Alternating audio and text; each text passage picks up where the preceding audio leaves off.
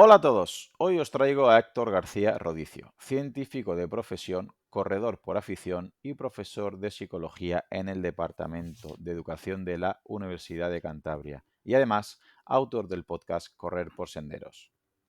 Héctor nos va a ayudar a interpretar frases típicas como esto está basado en evidencia o aquello no tiene respaldo científico, que como veremos no todos sabemos realmente interpretar, ya que hay estudios buenos, hay estudios malos y hay estudios muy malos. Hay estudios observacionales y también experimentales. Hay estudios hechos en animales y otros en humanos. Y no es igual un estudio independiente que uno financiado por una empresa que precisamente le interese ese estudio. Conocí a Héctor por los comentarios tan detallados que me dejaba en mis podcasts, donde muestra constancia de su gran conocimiento de ciencia y fisiología, por lo que me pareció un invitado que era desconocido para mí hace poco, pero creo que muy adecuado para la temática de hoy. Muy bienvenido, Héctor. Gracias por estar aquí. Bien hallado. Muchísimas gracias y vamos a ver de qué manera nos puedes ayudar a interpretar estas frases que estamos comentando, porque esto de que tenga respaldo científico o de que un alimento, un suplemento, que muchas veces, en muchas ocasiones, escuchamos que esta hipótesis o este medicamento o este entrenamiento está o deja de estar basada en la evidencia científica. Esto, Héctor, realmente, ¿qué significa? Si una pauta, un método de entrenamiento, una herramienta está basado en la evidencia, significa que se apoya en estudios que han recogido evidencias y esas evidencias han podido ser favorables o no a dicha pauta, método, herramienta. O sea, basado en la evidencia es basado en estudios empíricos, estudios que han recogido datos, evidencias. ¿Y esto es lo mismo a que tenga respaldo científico? Claro, habría que examinar esos estudios, cómo se han hecho y qué resultados han encontrado, ¿no? Porque, como luego vamos a hablar, no todos los estudios tienen la misma calidad, ¿no? El método no se ha hecho de la misma manera y, por lo tanto, según cómo esos estudios se hayan hecho y los resultados concretos que hayan encontrado, se puede o no afirmar con garantías o con rotundidad que tiene respaldo, aval científico. O sea, que muchas veces se dice con bastante alegría, pues eso, ¿no? Que tiene respaldo científico. Por un lado, tiene que haber estudios y por otro lado, esos estudios tienen que estar bien hechos. Algo de lo que vamos a hablar enseguida. Sí, algo que no es fácil y hay muchas maneras de hacer estudios científicos, como ahora veremos. Pero antes de meternos de lleno con los estudios científicos y con la ciencia, eh, ¿cuál sería la principal diferencia entre la ciencia y la pseudociencia para ti? Ujú. Mm, es algo muy importante de distinguir porque creo que en el ámbito de la ciencia han cambiado dos cosas. Por un lado, hay cada vez más producción, en parte porque al profesorado universitario se nos exige publicar cada vez más y más, y en parte porque yo creo que hay una mayor concienciación pública de la importancia de esto. Entonces, cada vez hay más estudios científicos, cada vez hay más interés por la ciencia y por esto es cada vez más importante filtrar la ciencia, ¿no? Porque no toda la ciencia es igual. La pseudociencia yo creo que de manera más o menos evidente es algo que no tiene fundamento. La pseudociencia sí es verdad que se apoya, que incluye algunos conceptos científicos para adoptar la apariencia de algo científico, de algo sólido, pero enseguida, a poco que lo examines, te das cuenta de que contradice el saber científico. La mala ciencia, si no tienes unos ojos expertos o medianamente críticos, claro, te parece algo súper fiable, súper sólido, y entonces lo adoptas sin más. Entonces, la pseudociencia, pues, por ejemplo, ¿no? Y esto es verídico, ¿no? Pues se ha anunciado, por ejemplo, cierta agua que cura el autismo. Esa agua, pues, está libre de metales pesados, se le ha enriquecido con ciertas neurotransmisores, hormonas como, no sé, serotonina, melatonina. Entonces, inicialmente tú dices, vale, está libre de metales pesados, eso tiene cierto sentido, porque sí sabemos que, por ejemplo, el plomo u otra exposición a ciertos tóxicos durante la gestación sí que afecta al desarrollo del sistema nervioso central. También sabemos que las hormonas, por ejemplo, la oxitocina o el cortisol, sí que tienen también un papel en el autismo, ¿no? Por ejemplo, habría niveles más bajos de oxitocina y habría más altos niveles de cortisol en situaciones sociales, ¿no? Lo cual es aberrante. Ujú. Pero claro, ¿cómo puedes inyectar neurotransmisores, hormonas a un agua, ¿no? O sea, esto. O por otro lado, el autismo no tiene cura porque no es una enfermedad, es una condición. Entonces, hay apariencia científica en la pseudociencia, pero a poco que lo examines, te das cuenta de que no tiene sentido, ¿no? Porque contradice conceptos básicos bien consolidados en la ciencia, como puede ser, por ejemplo, que el autismo no es una enfermedad, sino que es una condición. Eso es la pseudociencia. Y la mala ciencia, claro, necesita un ojo mucho más entrenado, un ojo mucho más crítico para poder distinguir lo que es o no buena ciencia. Entonces, la pseudociencia, es verdad que la gente muy desesperada, por seguir con el ejemplo, sabemos que un 30% de las familias con hijos con autismo acude a pseudoterapias y hasta un 10% incluso acudiría o recurriría a terapias que sabemos que tienen peligro, como el clorito de sodio, bueno, en fin. Ujú. Entonces, gente muy desesperada acudiría a eso.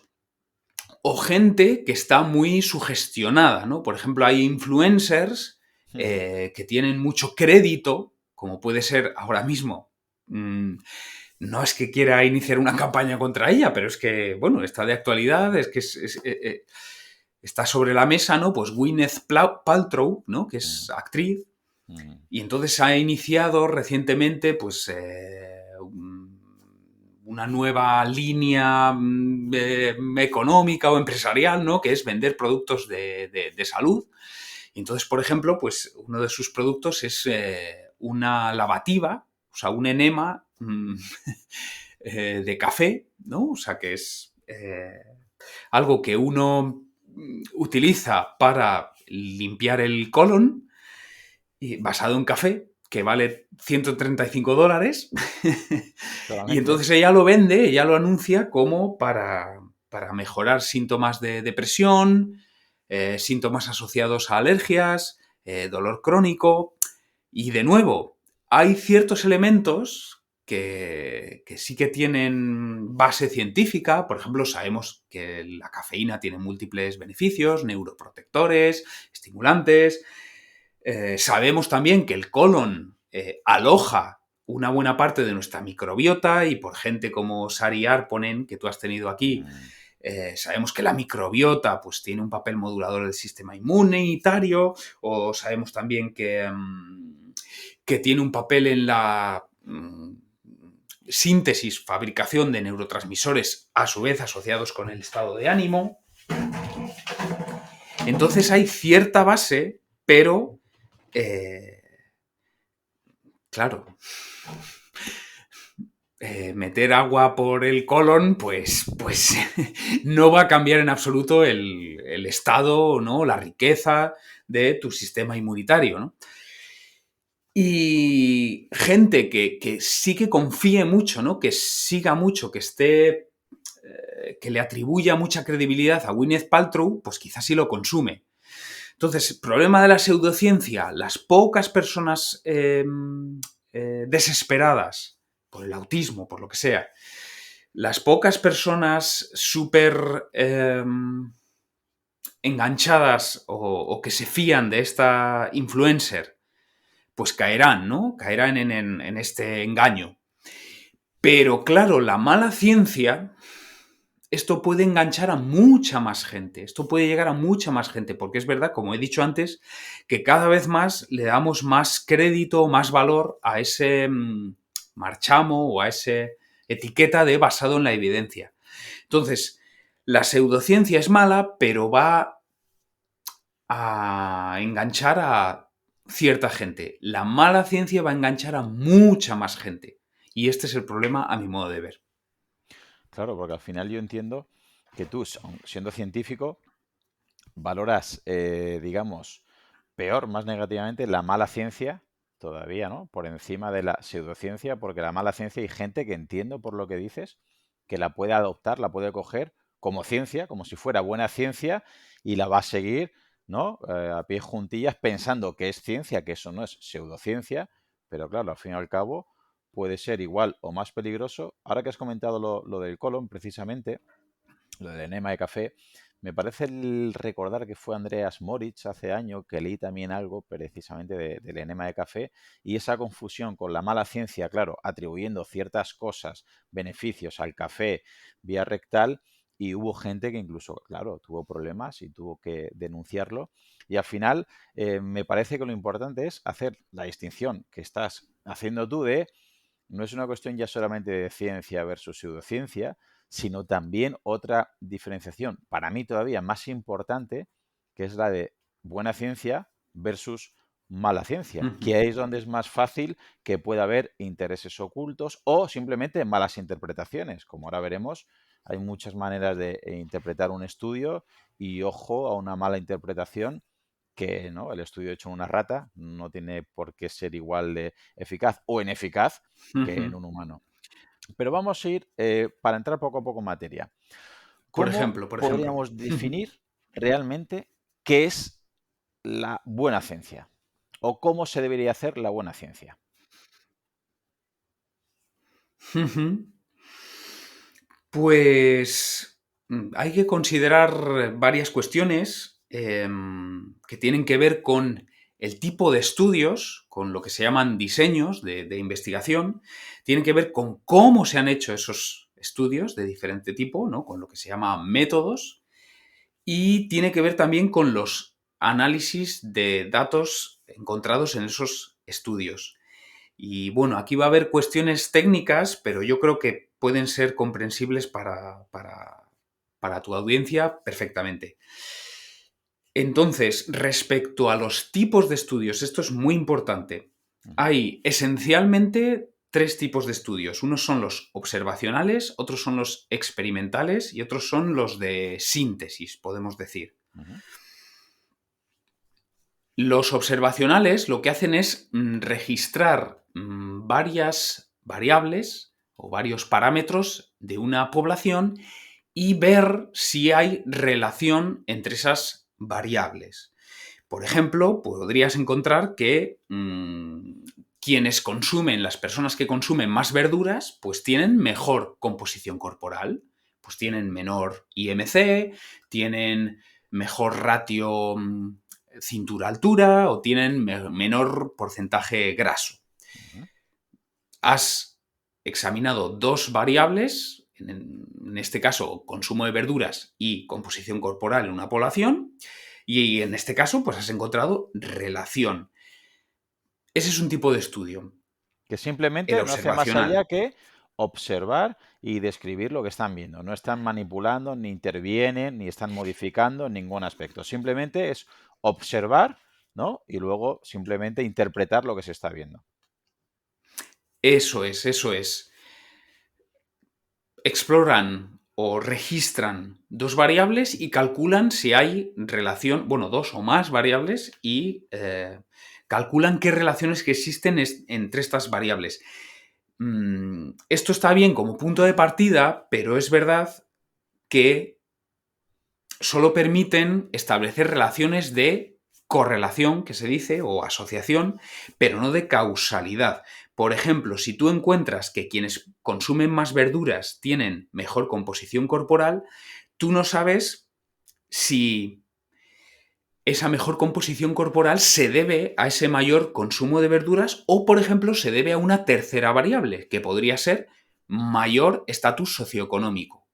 Puede ocurrir que quienes tienen mejor estatus socioeconómico pueden adquirir alimentos de mejor calidad, pero es que también esa gente que tiene mayor estatus socioeconómico, pues seguramente tiene menos estrés, porque tienen mayor seguridad sobre llegar a fin de mes, por ejemplo, con su salario, o porque puede permitirse pues un calendario, un horario de trabajo pues más relajado. Entonces, hay asociación entre esas dos variables, pero puede haber una tercera que explique esa asociación. O puede ocurrir también que haya asociación entre dos variables, pero no sepas cuál es el sentido de esa relación. ¿Qué fue antes, el huevo o la gallina? Por ejemplo, que quienes más pasean, quienes más pasos dan a lo largo del día, están más felices. Pero claro, tú no sabes si están más felices por dar más pasos o dar más pasos les hace estar más felices. O, no sé, quienes tienen perro pasean más, pero tú no sabes si el hecho de tener perro los obliga a pasear más o es que eran ya personas muy activas y por eso decidieron adoptar un perro.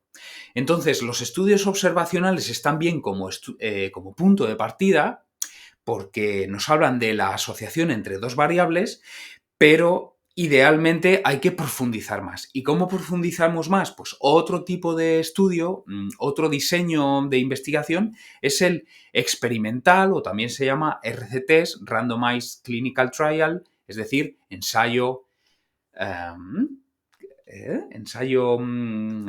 Randomized Clinical Trial, ensayo clínico aleatorizado, perdón, que no recordaba las palabras en español. Entonces, en el estudio experimental, como tú decías antes, ahí ya sí manipulamos una variable.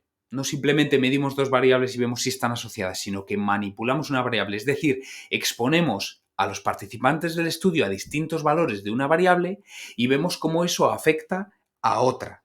Por ejemplo, siguiendo con el ejemplo anterior, yo podría reunir un grupo de personas y a unas decirles, tú no vas a comer nada de verdura al día. A otros les puedo decir, tú vas a comer 5 piezas de verdura al día. Y a otros les podría decir, tú vas a comer 10 piezas de verdura al día.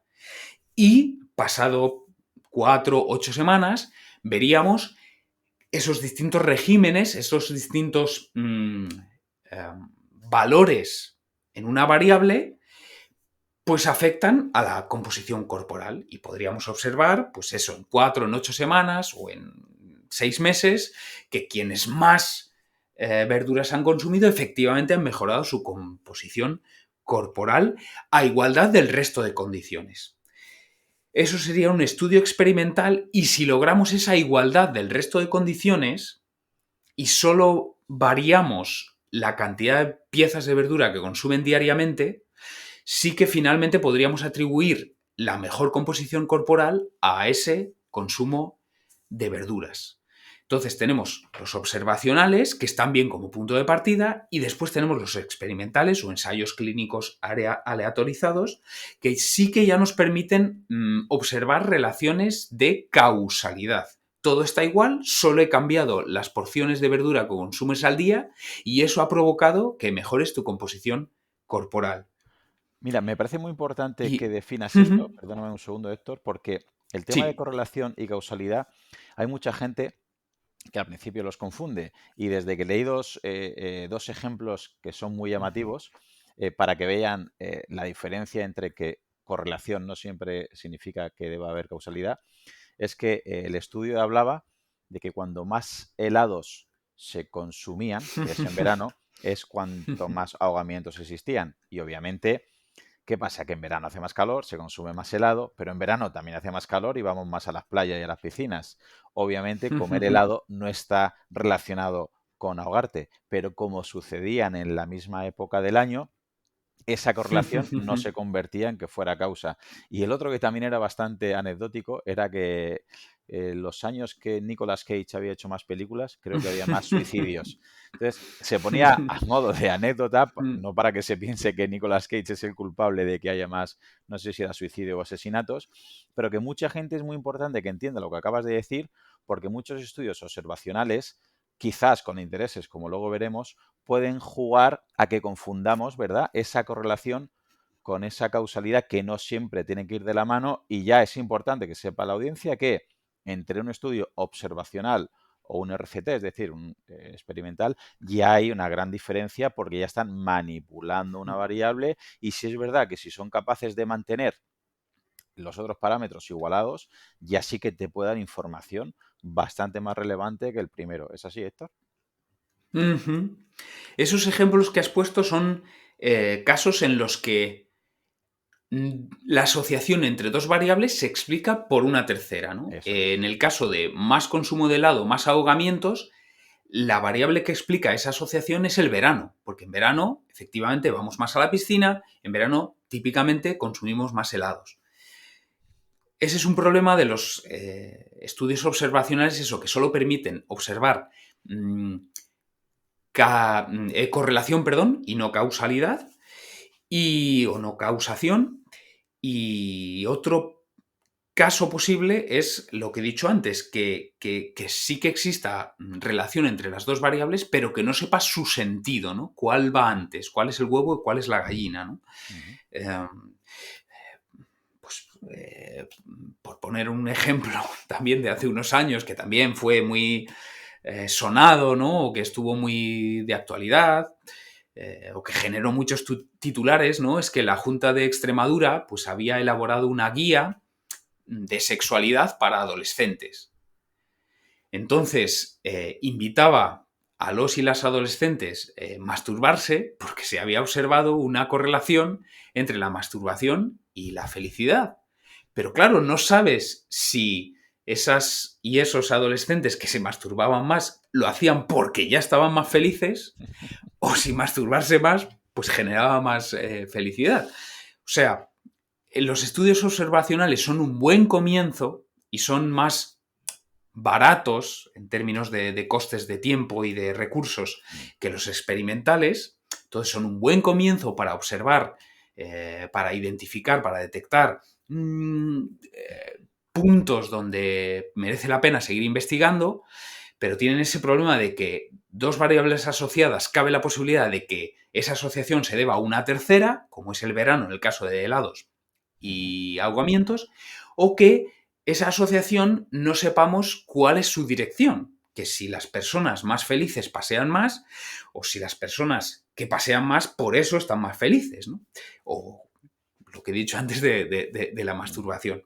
Entonces, son un buen punto de partida, son un buen inicio para identificar puntos, áreas donde merece la pena seguir investigando, pero necesariamente el siguiente paso es llevar a cabo ensayos clínicos aleatorizados, RCTs, o estudios experimentales, eso, en los que se expone a los participantes a distintos valores de una variable y se observa su efecto en otra variable, igualados en el resto de condiciones.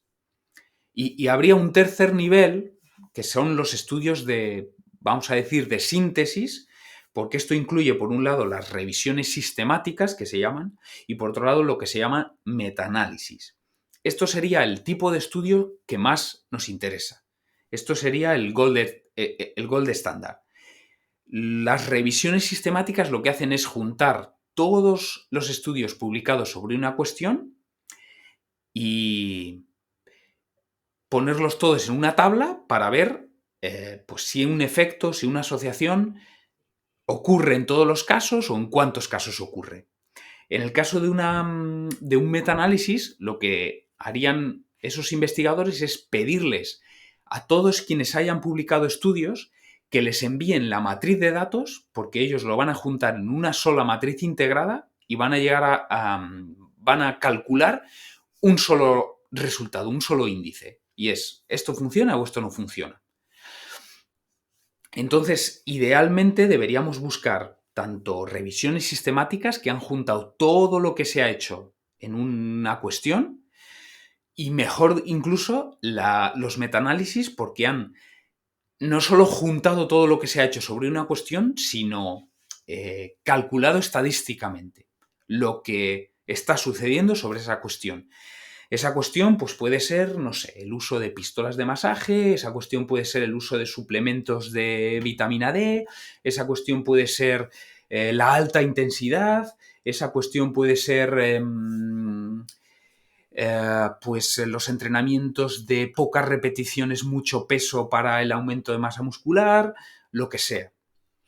Vale, Cualquier así que, cuestión que te... Sí. perdona, no, que digo que esto que estás comentando, que para recapitular un poquito para que nadie se nos pierda, estamos hablando de los tipos de estudios que hay y que puede haber mucha gente, sobre todo con el mundo del entrenamiento y sobre todo con la suplementación deportiva, que pueda haber uno o varios o muchos estudios a favor de un suplemento y que sean observacionales y que los pongan muy bien, pero que si encuentran estudios no experimentales, sino de síntesis, revisión sistemática o metaanálisis sobre todo, que ese mismo suplemento lo ponen como que no funciona, que deberían hacerle mucho más caso al metaanálisis que Ujú, dice que eso no tiene las condiciones o que no tiene los beneficios que oferta ese producto, mucho antes que aquellos estudios observacionales que decían que sí aparecía esa posible correlación. Lo digo porque mucha gente llega con esa mala ciencia que hemos comentado. Claudio, sí, he visto en este estudio científico que este suplemento de esta marca sí que tiene respaldo científico y valoras un poquito y ves que son estudios observacionales y ya le intentas explicar que es un estudio, aunque sea científico, con poca validez realmente y que sin embargo si los metaanálisis o con que un metaanálisis ya diga que no tiene esa validez, habría que darle mucho más peso a ese metaanálisis, aun siendo uno, que a ujú. 30 estudios observacionales aunque digan que sí. ¿Es así? Eso es, ¿no? Son dos cuestiones, ¿no? Por un lado, un experimental, un estudio experimental, un ensayo clínico aleatorizado siempre va a ser preferible a un observacional y en todo caso, hablemos de estudios observacionales o experimentales, una revisión sistemática o un metaanálisis siempre va a ser preferible a un estudio individual. Em, por ejemplo, durante la pandemia, ¿no? Sí que se escucharon, ¿no? Y sí que salieron estudios que encontraban asociación entre niveles bajos de vitamina D y mayor riesgo a desarrollar la enfermedad, la COVID. Ujú. ¿No? O sea, que una vez estés infectado de coronavirus, que eso degenere en COVID, o sea, en enfermedad que ya te va a exigir hospitalización o incluso complicaciones, muerte. Entonces, un estudio por aquí, un estudio por aquí, encuentra niveles bajos de vitamina D, mayor riesgo de desarrollar COVID. Claro, si una revisión sistemática encuentra que de 20 estudios, 17 han encontrado esa asociación, dices, vale, aquí hay algo sólido. O sea, Ujú. aquí hay algo recurrente, aquí no hay una cosa espúrea, no hay una cosa azarosa, esto es una tendencia. Si esa revisión sistemática o ese metaanálisis contempla estudios experimentales, pues todavía mejor. Y de nuevo, imagínate que eso, ¿no? Que de 20 estudios que han administrado dosis gigantescas de vitamina D a enfermos de coronavirus, pues de 20, 17 han encontrado que la remisión ha sido súper rápida y que la hospitalización, los ingresos en UCI han sido muchísimo menores en 17 de 20 estudios, pues dices, vale, o sea, aquí hay algo, ¿no? O sea, las megadosis de vitamina D efectivamente sirven como refuerzo para el sistema inmunitario y eso permite que infectados de coronavirus no lleguemos a desarrollar COVID. Como seguramente hablemos luego, hay múltiples métodos, o sea, los Ujú. métodos de investigación que se usan, por ejemplo, distintas medidas, distintas poblaciones, eso puede dar lugar a distintos resultados, tanto en estudios observacionales como experimentales. Lo que permiten los estudios de síntesis, sea revisión sistemática o sea metaanálisis, es que esas diferencias pues se anulen y lo que emerja sea la tendencia global. O sea que siempre, siempre, siempre vamos a buscar estudios de síntesis, revisiones sistemáticas, metaanálisis. Esto siempre va a ser lo más recomendable, lo más fiable, porque van a anular esas posibles eso, diferencias debidas al azar o pequeñas diferencias en el método y van a permitir aflorar la tendencia general. Vale, me parece muy interesante que ahora profundicemos en esto, porque claro, como hemos comentado, estos simplemente han sido los tipos de estudio, pero claro, cómo se hace cada uno de los estudios, es decir, esa metodología también tiene cosas particulares que creo que debemos saber para que entendamos un poquito precisamente esa selección o cómo se van formando. ¿Qué nos puedes decir dentro de cada tipo de estudio? ¿Cómo sería la metodología de un estudio y en qué se basan? Ujú. Claro, hay varios aspectos clave que considerar para determinar en qué medida este estudio es de calidad, en qué medida este estudio es fiable. Para empezar, es la muestra, en quiénes se ha hecho este estudio.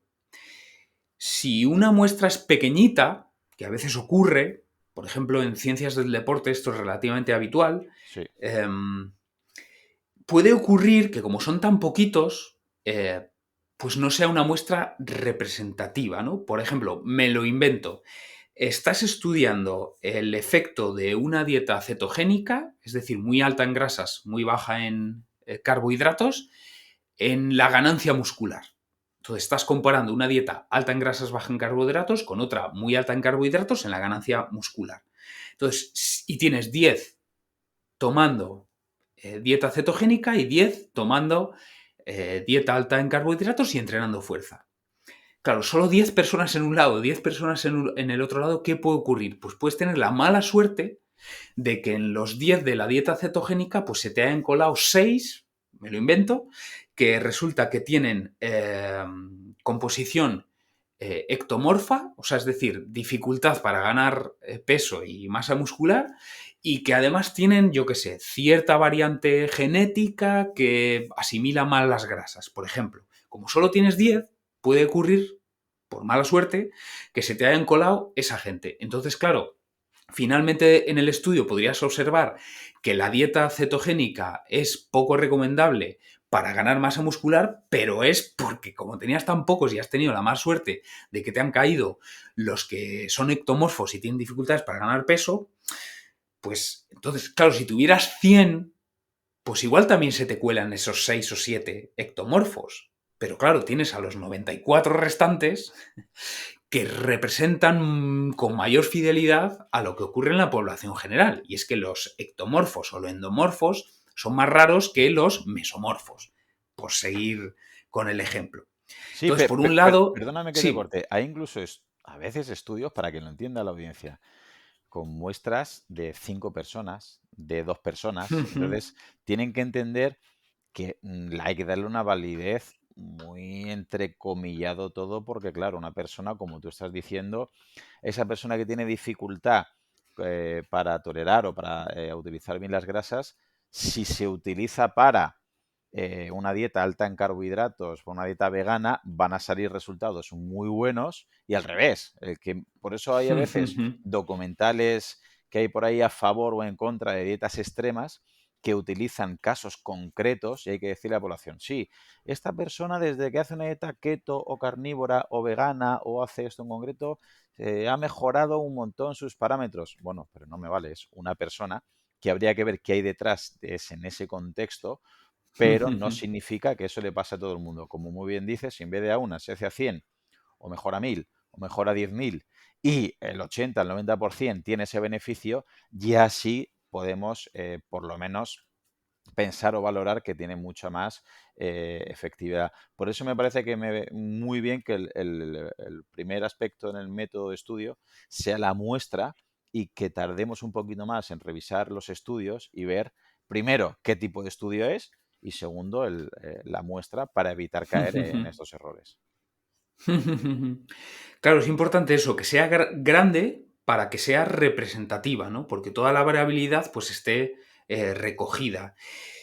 Pero claro, hay veces que es muy caro, ¿no? Por ejemplo, Claro, suele ocurrir que cuantas más variables, más parámetros registres de esa muestra, claro, más difícil sea tener una muestra grande. Tú imagínate una gente claro. que le mides, no sé, el VO2 max, le mides la composición corporal, o sea, el desarrollo muscular, Imposible, imposible. el porcentaje graso, le haces un corte de la sección del cuádriceps, le mides el número, la densidad mitocondrial, claro, entonces cuantas más medidas tomes, habitualmente más pequeña va a ser la muestra, ¿no? Entonces, bueno, aquí hay que conciliar ambas cuestiones, pero eso, hay que tener en cuenta que cuanta más pequeña sea la muestra, pues más riesgo cabe de que hayan caído por mala suerte gente que es muy particular y entonces los resultados tengan poca validez. Aparte de que sea grande esa muestra, claro, tienes que fijarte en que sea semejante a ti, o sea, qué población se está utilizando. Claro, si, bueno, muy obvio, muy obvio. Si la muestra está formada por animales, claro, la generalización a humanos, pues es más discutible, ¿no? Y hay muchos estudios que se usan, bueno, para empezar in vitro, pero otros también utilizan animales, generalmente ratas. Pues igual que ocurría con observacionales versus experimentales, pues si hacemos un experimental en animales, sean ratas o sean chimpancés o sean macacos, pues está bien como punto de partida, pero hay que tomarlo con mucha cautela, ¿no? Hay que cogerlo con pinzas, ¿no? Como se dice coloquialmente. Las ratas, obviamente, es una especie diferente a la nuestra y es más, las condiciones en las que viven esas ratas tampoco son coherentes con su naturaleza.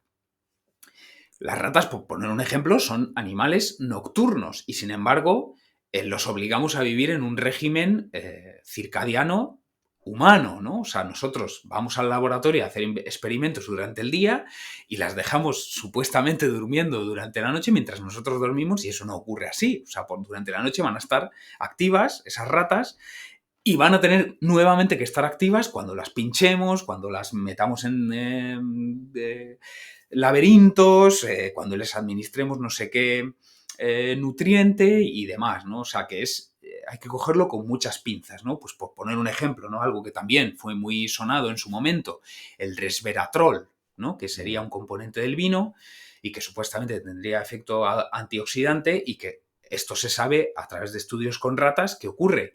Que una rata pesa 300 gramos y les estábamos dando pues como si nosotros nos tomáramos un camión de resveratrol, ¿no? Y así se observaron los efectos antioxidantes, incluso de mejora de la longevidad.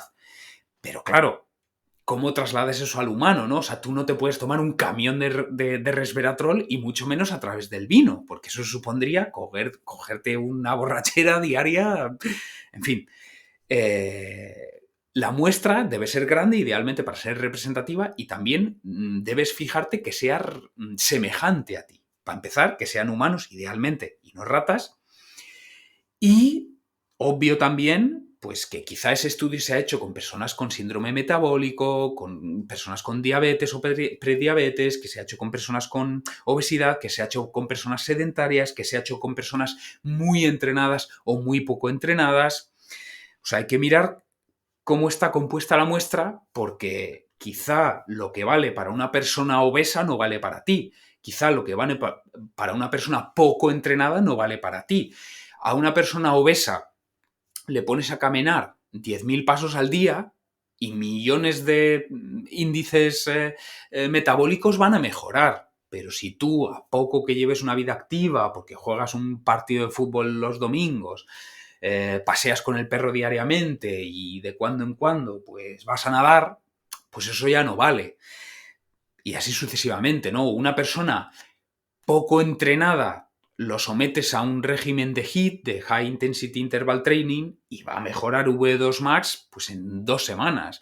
Pero si tú, como tú, por ejemplo, que eres triatleta, pues ya tienes un régimen de entrenamiento y de años, pues un HIIT vas a tener que afinar mucho más. O sea, qué descansos, qué duraciones, qué intensidades van a conseguir una mejora en el V2 Max, ¿no? Que quizá ya lo tienes pues en su techo. Entonces, hay que ver en quién se ha hecho el estudio. Tanto que sea grande, para que sea representativo, como que sea gente semejante a ti.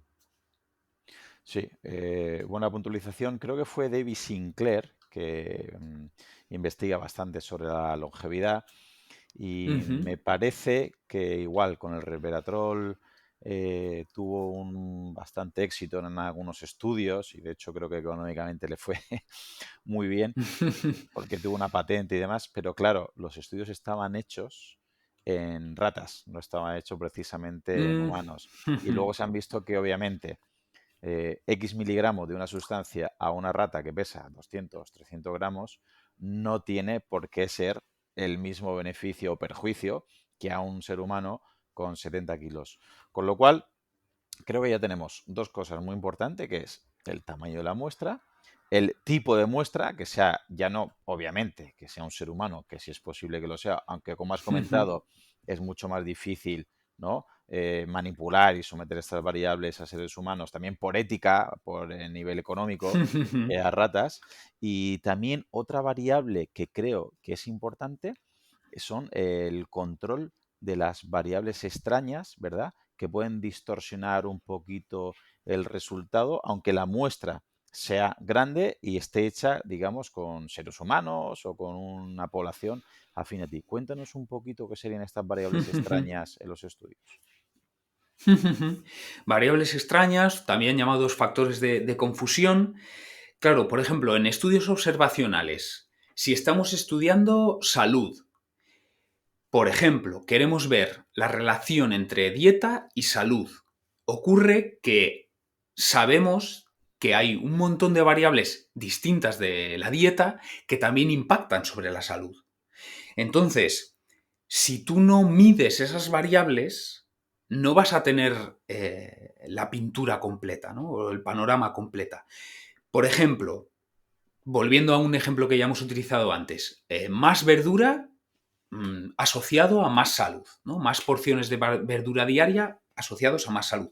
Pero sabemos también que la actividad física impacta sobre la salud. Sabemos también que la calidad del sueño, el descanso, impacta sobre la salud. Entonces, si en ese estudio en el que tú, por ejemplo, encuestas a la gente sobre cuántas porciones de verdura consume diaria o semanalmente y mides algún parámetro de salud, como por ejemplo, pues no lo sé, frecuencia con la que tienen que faltar al trabajo o pues un listado de enfermedades, ¿no? Y que marquen cuántas están sufriendo. Si esa dieta, esa salud, si aparte no mides calidad del sueño, calidad de la gestión del estrés, nivel de actividad física, pues no vas a tener una valoración real de cuál es esa relación. O sea, muy posiblemente, pues por ejemplo, el estatus socioeconómico esté por encima de todas esas otras cosas. O sea, el estatus socioeconómico te va a dar nivel educativo. Entonces vas a saber, por ejemplo, qué nutrientes o qué tipo de dieta es más saludable o menos. Estatus socioeconómico te va a dar que vivas en un barrio en el que hay más silencio y más tranquilidad. Que no cruces una calle y temas que te atropellen. O sea, esto es así. O estatus socioeconómico te va a permitir dormir mejor porque sabes que vas a llegar a fin de mes, que no es tienes que trabajar a destajo para ni siquiera saber si llegarás a fin de mes o si te pueden echar al día siguiente, etcétera, etcétera, etcétera. Entonces, en estudios observacionales es importante tener estos factores de confusión medidos para conocer realmente cuál es la relación entre las variables. Porque lo que aparentemente es consumir más verdura conduce a más salud, igual no es exactamente eso, sino que tienes más dinero, puedes comprar productos de más calidad, tienes más dinero, puedes permitirte más vacaciones, vivir en un barrio más silencioso, dormir mejor, etcétera. En un estudio experimental, lo mismo. Hay que esas variables que pueden afectar, o sea, tú estás manipulando una variable y observando esa manipulación, su impacto en otra. Tienes también que controlar las variables que sabes que van a impactar en la variable final. Me lo invento, estás sometiendo a distintos regímenes de entrenamiento a un grupo de atletas. Entonces a unos les haces trabajar la fuerza, pues sentadillas, peso muerto, un par de veces a la semana, aparte de sus rodajes, y a otros les estás haciendo sesiones de HIIT, ¿no? De alta intensidad, aparte de sus rodajes. Y quieres ver si la fuerza o si el HIIT, pues cuál de las dos cosas mejora su tiempo en 10K, por ejemplo. Ahora que viene la San Silvestre Vallecana, ¿no? Por ejemplo. La internacional, la popular. Claro, tienes que asegurarte de que todas las variables que puedan influir en ese tiempo 10K las tengas medidas para saber si lo que ha provocado cambios en ese tiempo 10K es el trabajo de fuerza o es el trabajo de alta intensidad. Entonces, tendrías que asegurarte de que ese grupo de atletas con quienes estás haciendo el estudio, pues tienen la misma edad o parecida, tienen el mismo peso corporal o parecido al inicio del estudio, tienen niveles de V2 max pues comparables al principio. Tienes que asegurarte que el día del test, el día que los pones a correr 10 kilómetros, pues que se han hidratado igual la mañana antes, el día antes, que han tenido la misma carga de carbohidratos la noche antes, la mañana antes, que ese día que hacen el 10K unos y otros, pues que lo hacen a la misma temperatura, con las mismas condiciones de viento, con zapatillas amortiguadas y de placa de carbono todos y cada uno de ellos, ¿no? O sea que sea un estudio observacional, sea un estudio experimental, todas las variables que sabemos que tienen influencia en la variable que tú estás midiendo o en la asociación que tú estás midiendo, las tengamos medidas para que estadísticamente podamos aislar su efecto y entonces podamos saber que efectivamente esa asociación que vemos es puramente entre esas dos variables y no debidas a otras terceras, o en el caso de un experimento, que esa manipulación que hemos hecho es la responsable de los efectos y no el resto de variables que podrían influir también porque las hemos controlado. Esos son los, como has dicho tú, variables extrañas o factores de confusión. Y esto es fundamental. Y después de esto, Héctor, es importante también la forma que se revise o que se estudie o que se analice, porque uno de los ítems que mucha gente le da bastante valor es cuando eso está con una revisión ¿no? muy famosa, se llama de doble ciego. ¿Nos podrías decir eso, a qué se debe, eso qué significa y cómo es ese proceso y por qué sería un poquito el más riguroso? Claro, dentro de los RCTs, o sea, Randomized Clinical Trials, o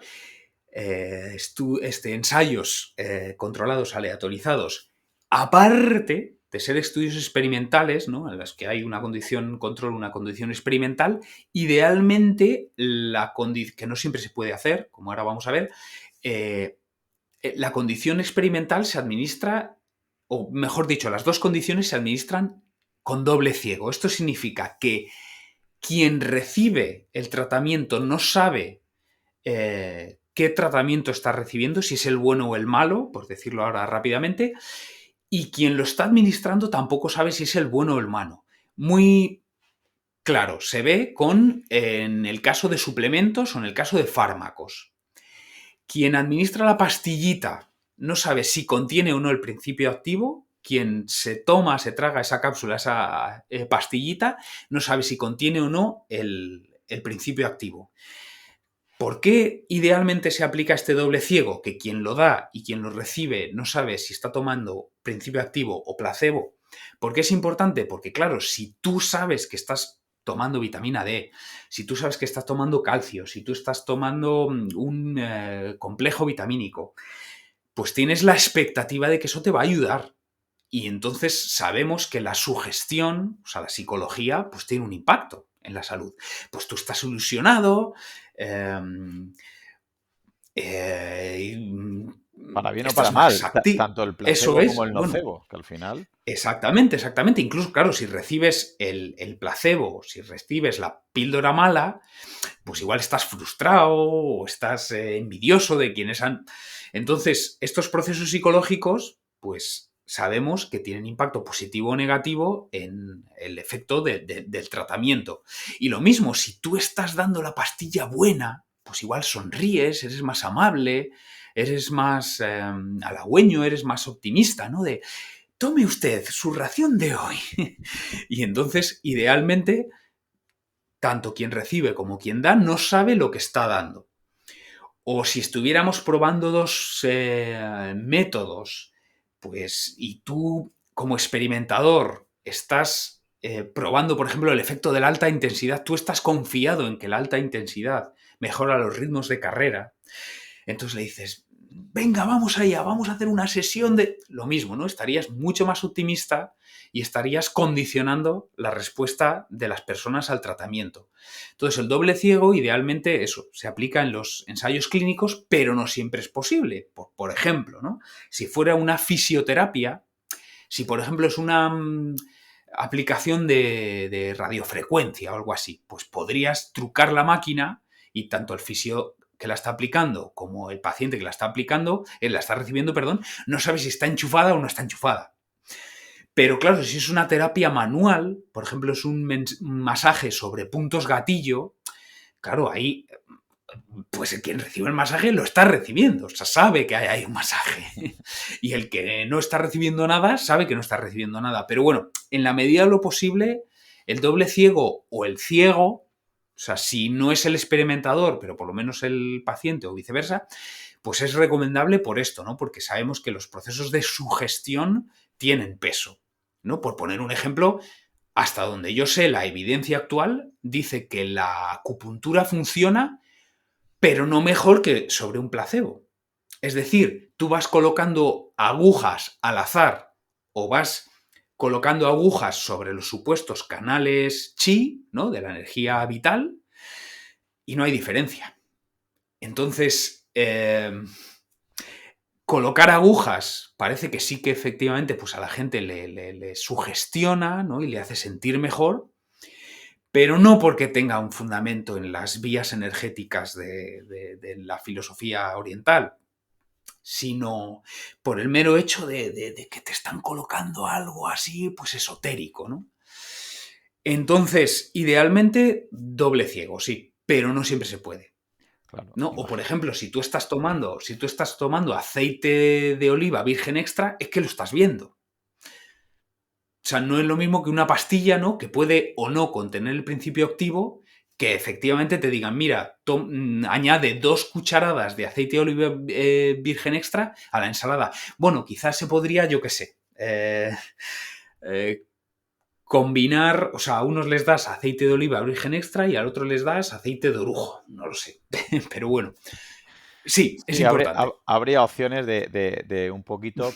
Y yo, de todas maneras, con el efecto placebo y nocebo, respecto al placebo, yo le doy bastante importancia y de manera positiva. Y tengo amigos y tengo familiares que ya sea por homeopatía, por acupuntura, digo, mira, si no va a tener un efecto perjudicial más allá de gastarte unos euros y te lo puedes Ya. permitir, y a ti te va a suponer un efecto tan positivo, placebo, que sales de... Es que hay gente que sale de la consulta y ya sale mejor. Y está tan convencida de ese tratamiento que, igual que yo entiendo que hay una crítica muy fuerte por parte de mucha parte de la ciencia a homeopatía o acupuntura porque falta respaldo detrás, yo creo sinceramente, que eso ya no deja de ser mi opinión, que si esa persona se lo puede permitir y sale mucho mejor y está tan convencida que le mejora el tratamiento, que yo creo que solamente esa convicción ya le está mejorando, pero como tú has dicho, no por poner las agujas ahí, sino por pensar que va a ir a un sitio que le van a mejorar, y si sale mejor, pues mira, pues miel sobre hojuelas. Pero bueno, ahí supongo yo que nos acabamos de ganar bastantes críticas y detractores después de estas afirmaciones. No, bueno, yo tenía previsto, porque bueno, como soy escuchante de tu podcast, ya sé que la última pregunta es la ley de Pareto, y Sí, sí que uno de los... había previsto 3 puntos y uno de ellos es bueno, lo que también coloquialmente decimos el n igual a 1, ¿no? Experimenta contigo mismo, y efectivamente, si a ti te vale, eso es inapelable, o sea, eso es indiscutible, o sea, si a ti te sirve... Si tú eso, te vas a tu fisio después de una semana de carga, después de una semana fuerte, ¿no? de actividad, y te alivia, pues ya está. O sea, ya está. Que luego ese masaje en los estudios se refleje, que no hay, yo qué sé, que no hay una recuperación más rápida, que no hay una resíntesis proteica, que no hay una reducción del lactato más rápida. Pero si tú te sientes mejor, pues adelante. O sea que bueno, luego quería retomar ese punto y Vale, efectivamente, ¿eh? O sea que pero eso es indiscutible, sí. muy bien. Pues más o menos ya hemos visto tipos de estudio que hay y grosso modo la metodología de estudio, pero me gustaría, porque hay gente que a lo mejor le cuesta un poquito ya, le está costando seguir porque estamos hablando de cosas un poquito más técnicas. ¿Nos Ujú. podrías dar algunos tips o consejos para poder distinguir la buena ciencia de la mala ciencia?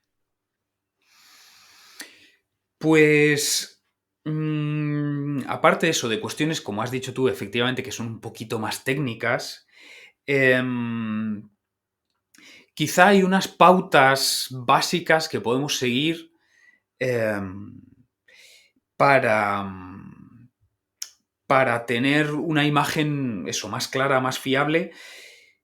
Un punto básico que seguramente obviamos es que no es lo mismo divulgación que fuente. Me explico. No es lo mismo que tú tengas un influencer al que sigues, un blog, un Mm. website, una cuenta de Instagram, de Twitter.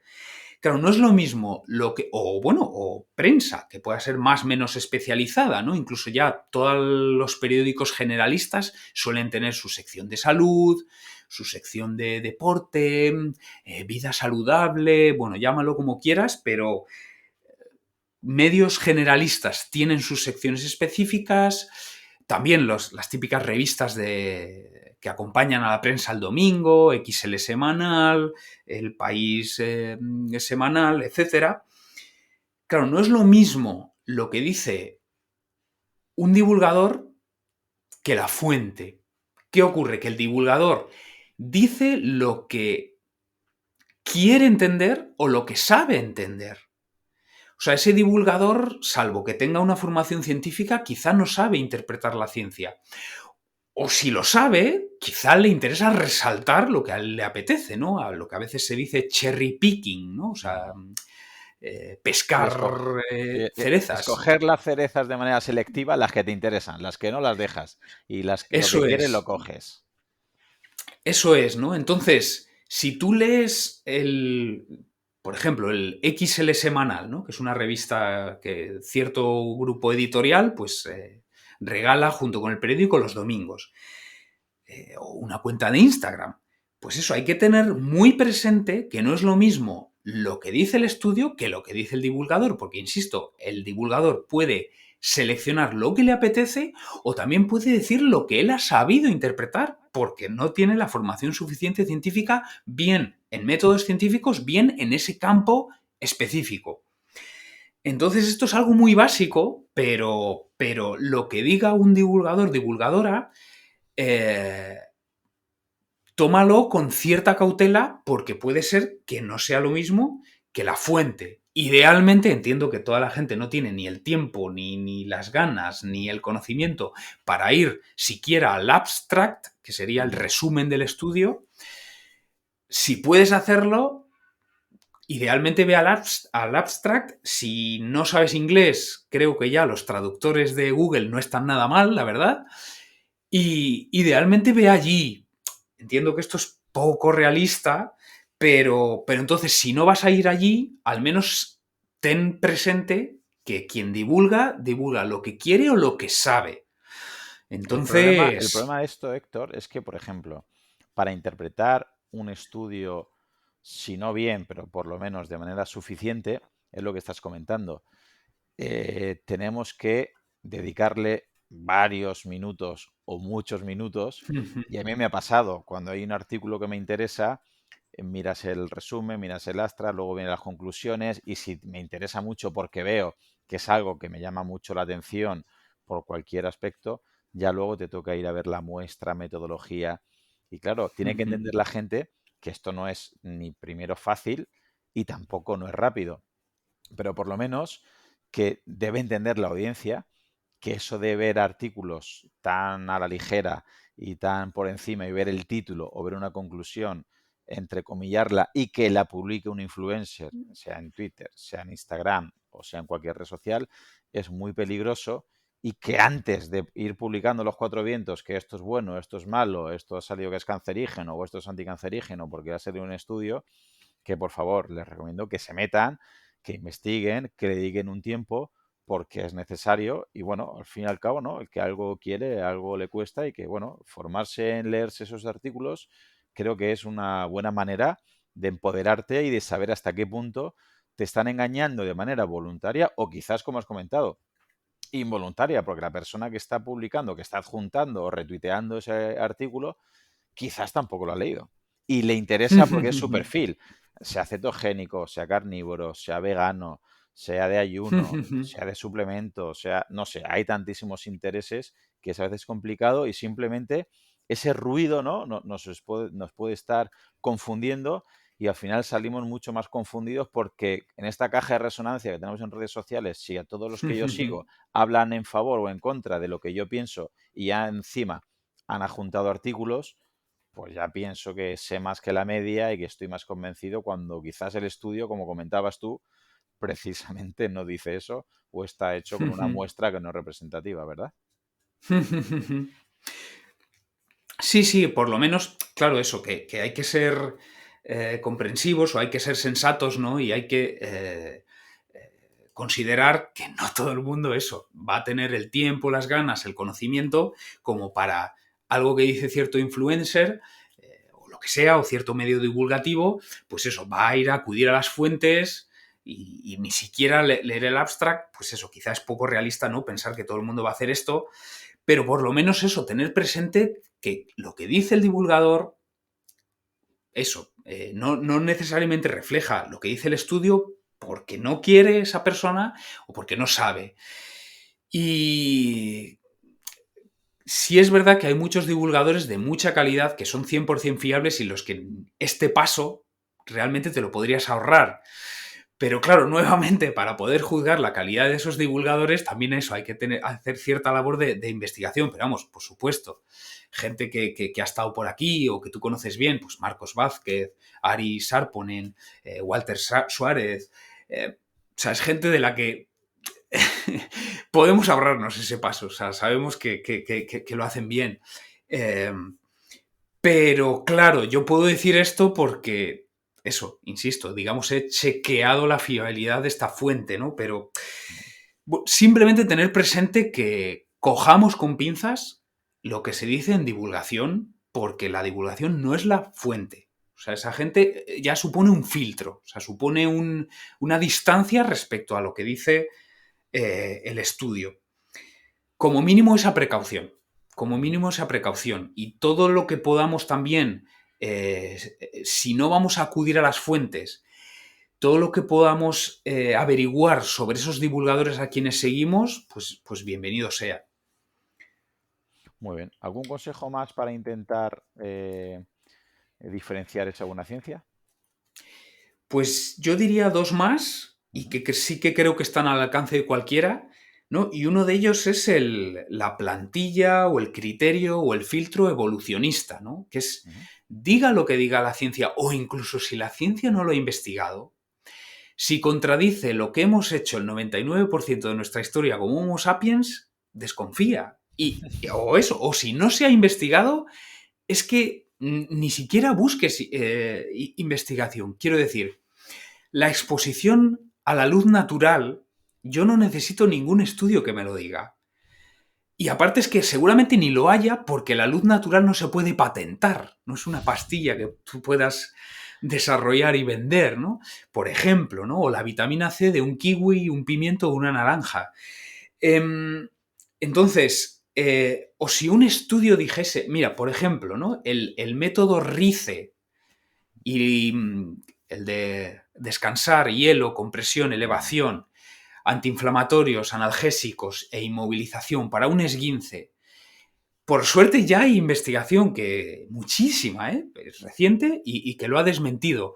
Pero, pero es que yo no la necesito. O sea, es que en la naturaleza, o sea, ¿cómo puede ser que te tuerzas un tobillo que seguramente en el Paleolítico pasaría día sí, día no, porque teníamos que desplazarnos a lo largo de grandes distancias todos los días para recolectar y para cazar, y en terreno irregular.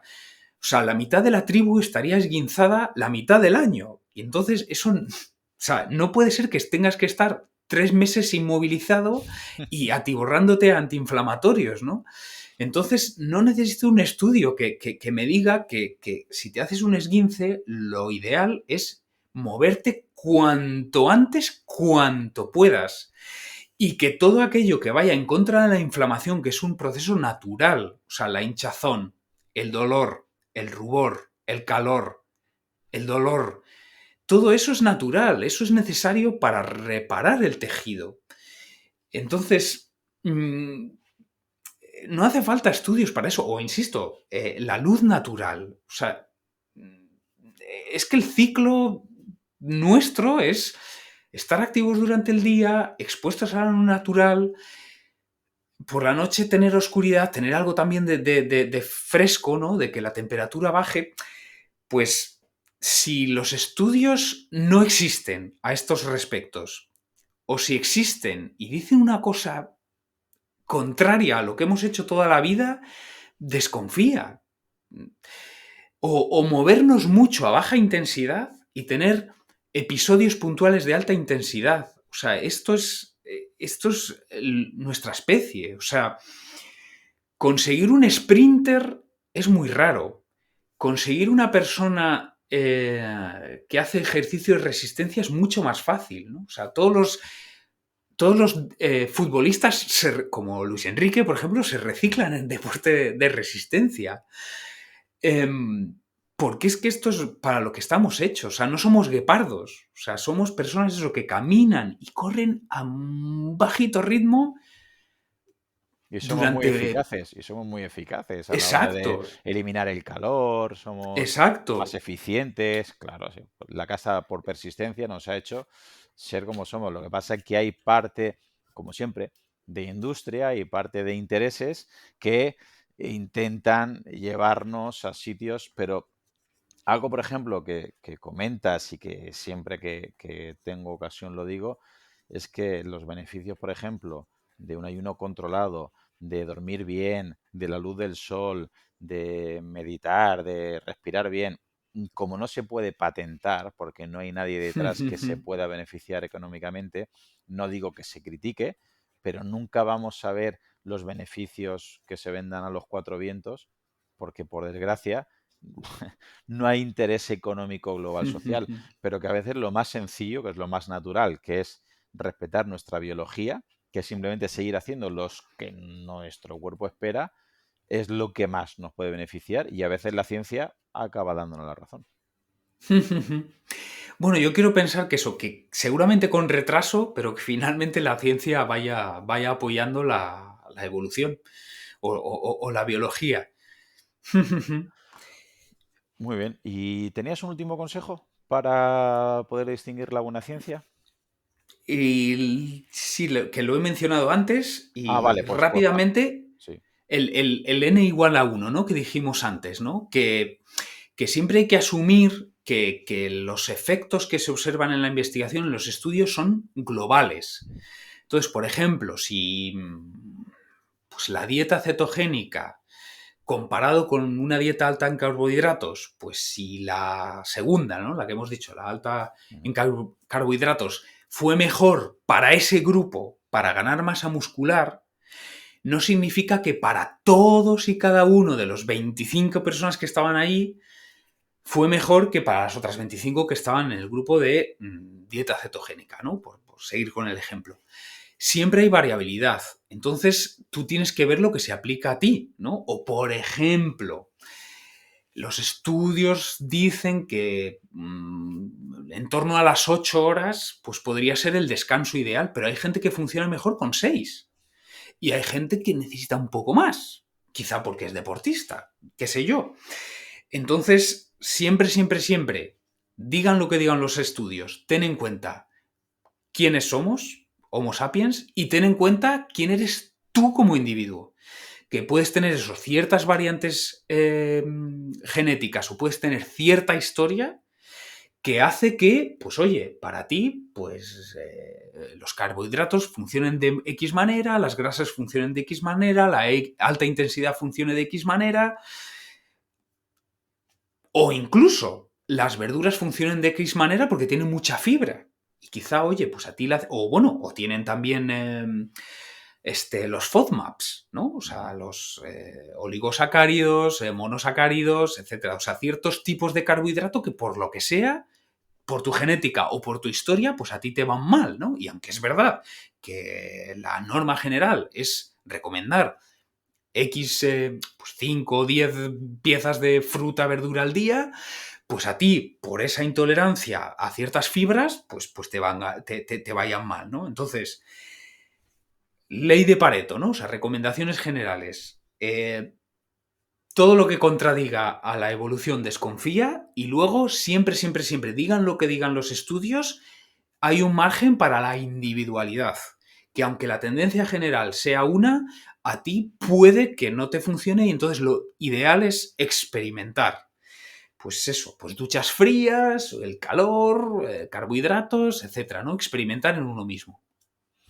Sí, te lo comparto y te lo compro todo y te lo incluso, lo complico un poco más dándote la razón, porque hay gente que incluso creo que aparte de lo que has dicho, a lo mejor los hidratos son buenos para ti, o mejor las proteínas, o mejor las grasas, pero ya no eso, sino a lo mejor es mejor para ti una dieta alta en carbohidratos ahora, pero a lo mejor dentro de Ujú. una temporada que estás entrenando menos, quizás te ves beneficiado de otro tipo de nutrición, de suplementación o de estilo de vida, porque mucha gente quiere como comprar un pack, ¿no? Venga, pues yo hago este tipo de pautas, vale, pero quizás este tipo de pautas te van muy bien, pero quizás, o yo tomo un montón de verdura, ¿vale? Pero si a lo mejor tomas un montón de verdura, pero si tienes que comer una cantidad de carbohidratos muy alta, porque vas a hacer un Ironman, porque vas a hacer una maratón y tienes que comer un montón de hidratos porque vas a trabajar a cierta intensidad, quizás en ese periodo tengas que meter otro tipo de carbohidratos que no tengan tanta fibra que te sientan mal. Y no significa que la verdura sea mala o que a ti te siente mal, o al revés con la proteína o con las grasas.